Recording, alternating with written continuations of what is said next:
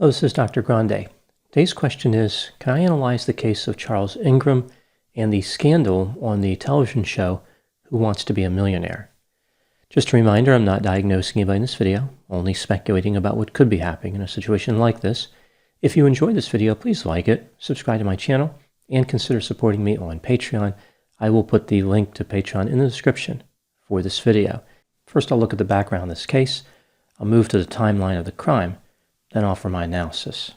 Charles Ingram was born in England on August 6, 1963. His mother was a theater set designer, and his father was a wing commander in the RAF. Charles Ingram's parents divorced when he was young. He was sent to a private boarding school. Eventually, he went to college and graduated with a degree in civil engineering. He was commissioned as an officer in the Royal Engineers in 1987. He would eventually reach the rank of major. In 1989, Charles Ingram married a woman named Diana. They would not be the most famous Charles and Diana ever, but they did make an effort to be in the spotlight. The couple would go on to have 3 children. In 2000, Charles earned a master's degree in corporate management as he continued his military career. Now moving to the timeline of the crime. On September 9, 2001, Charles was featured as a contestant on the popular game show Who Wants to Be a Millionaire. This show is produced in over 100 countries. He was on the show that aired on the British television network ITV. The host for the show was Chris Tarrant, a popular British television personality. Jeremy Clarkson did not become the host until many years later. Prior to Charles competing, his wife Diana and her brother Adrian Pollock had both been on the show. Each of them had won £32,000. Now moving to the rules of Who Wants to Be a Millionaire. The rules of this game have changed many times, and there are many versions of the show. Here I'm talking about the version that was in place for the game that Charles Ingram played. During the first round of the game, a number of contestants compete in a segment referred to as Fastest Finger First, where they try to quickly answer a question. The contestant with the fastest time moves on to what is referred to as the hot seat. They then answer a series of multiple choice questions in order to win cash, with each question being more valuable than the last. They have 3 opportunities to get some help answering the questions. These are referred to as lifelines. These include phoning a friend, asking the audience, and 50-50. 50-50 is where 2 incorrect answers are eliminated, leaving just 1 incorrect answer and the correct answer. The contestant can stop at any point and keep the money they've earned. If they decide to answer the question and they get it wrong, they drop back to a set level. The highest safety level is £32,000. Moving back to Charles Ingram's experience on the show, Charles won the fastest finger first round and moved on to the hot seat. His performance in the hot seat was initially not too great. Charles did not miss any questions, but he consumed 2 lifelines early in the series of questions. Only the 50-50 was remaining. By the time the show ended on September 9, he had won £4,000. Typically, good players move through those early questions without using any lifelines.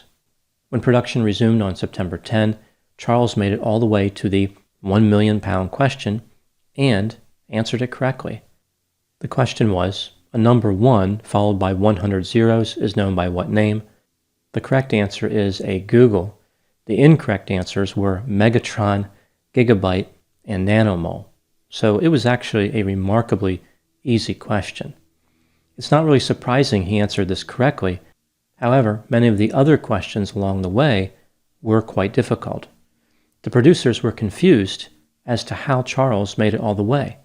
Based on his early performance, he should have been eliminated at a much lower level. Chris Tarrant said that he overheard Charles and his wife arguing after the show. Another crew member said the same thing. The producers became more suspicious after examining several videos from the show. They noticed that Diana and another contestant named Tequin Whittock seemed to cough at key moments during the show, like when Charles was trying to decide on an answer to a question. Diana was in the audience. Whittock was in the fastest finger first area. The show never aired the episode with Charles, and they did not pay him the £1 million. Instead, they called the police, who investigated and found evidence suggesting that the trio was cheating on September 10, the second day when Charles resumed the game and won. Charles Ingram, his wife, and Whittock were charged with procuring the execution of a valuable security by deception. All three of them were convicted on April 7, 2003. Charles and Diana were sentenced to 18 months. Whittock was sentenced to 12 months. All of their sentences were suspended, so nobody actually went to prison. They also had to pay about £115,000 altogether in fines and other costs. Charles Ingram was forced to resign his commission in August of 2003, but he was allowed to keep his pension, so his military career was over. Charles and Diana appealed their conviction several times. They were eventually able to get a reduction in how much money they would have to repay, but nothing changed as far as their convictions. In October of 2003, Charles Ingram would find himself in more trouble. He was convicted in connection with insurance fraud. What happened here is that Charles had burglary insurance on his home, but he failed to tell the company about prior claims. He made a claim for £30,000, and the insurance company was suspicious, but they were not going to investigate. They changed their minds when they saw the story about the fraud on the game show. He received a conditional discharge, so essentially he received no punishment. Now moving to my analysis. Not everyone believes that the Ingrams and Whittock are guilty of a crime. The Ingrams are trying to get their convictions overturned, and they have a number of supporters. This brings us to the question, was this trio actually guilty? Let's take a look at the factors both for and against the idea of guilt, starting with the inculpatory evidence. In the show, the contestants in the hot seat are encouraged to talk about their thought process as they consider their answer. Otherwise, the game would be remarkably boring. During the game, Whittock coughed 19 times at a level that was referred to as significant. 18 of those coughs occurred when Charles was referring to the correct answer. One cough occurred when Charles was discussing the wrong answer. This really makes it seem as though when Charles was referring to the correct answer, Whittock would cough, as if to say, that is the answer to select. During one question, Whittock actually said the word no when Charles was considering an incorrect answer. As Charles was contemplating one question, Diana actually coughed. So really it was Whittock and Diana that appeared to be in this coughing conspiracy. Charles Ingram appeared to be headed toward the wrong answer for both the £500,000 and £1 million questions, but he changed his selection to the correct answer after the coughing occurred. There was no explanation for why he changed his answer. This is like in school when students are working on math problems and the teachers tell them to show their work. Charles did not show his work. Why did he change his mind? The thought process was never explained, so it just seems like it was magical or he had picked up on some other stimulus. It's been reported that Charles and Diana were £50,000 in debt. Perhaps this was a motive to cheat on the show. Whittock claimed to have a chronic coughing problem, yet when he competed in the hot seat, the cough mysteriously disappeared. So when he was in the fastest finger first area, he was coughing, but in the hot seat, he was fine. There was a phone call prior to the show between Diana Ingram and Whittock. The call lasted for less than 5 minutes, but there was still contact. That was enough time to form a conspiracy. Telephone records showed unusual activity from the cell phones of Charles and Diana not long before the show. They kept calling pager numbers and sending messages that really didn't make any sense. This makes it seem as though they had an earlier plan to cheat involving vibrating pagers, which they must have abandoned. So I guess Charles was going to take a number of pagers on his person into the show, and then he would be alert to see which pager started vibrating, and that would govern what answer he selected. Charles testified that he knew all the answers except for the final answer. He relied on what he learned in math class to guess the correct answer there. When looking at the video of the entire episode, it seems fairly clear Charles did not know all the answers. Maybe he guessed them instead of cheating, but he did not know them. Now moving to the exculpatory evidence.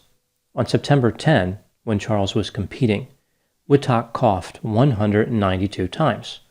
So coughing was not an unusual behavior for him as he was sitting in the fastest finger first area.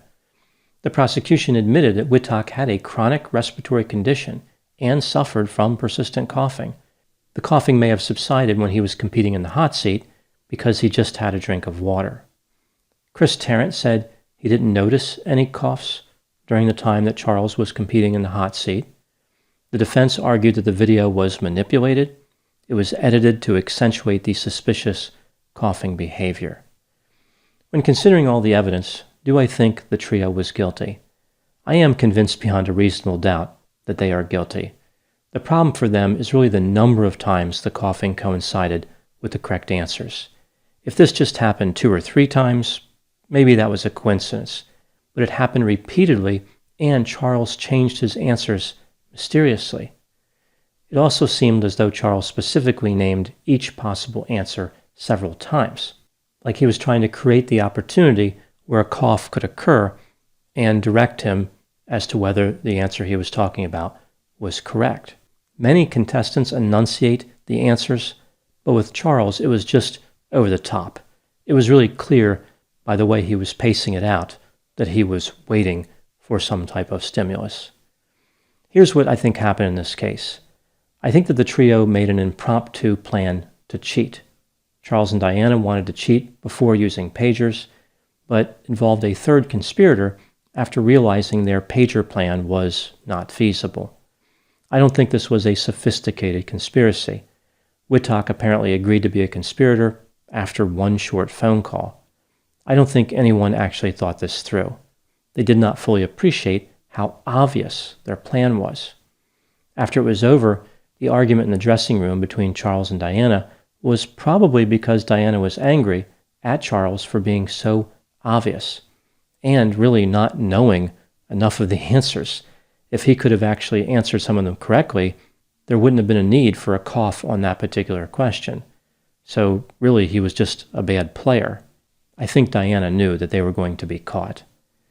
This is a case where the conspirators may have been intelligent, but they underestimated the intelligence of everyone else. Charles and Diana went on to experience both failures and success after their convictions. On the failure side, they went bankrupt 4 times.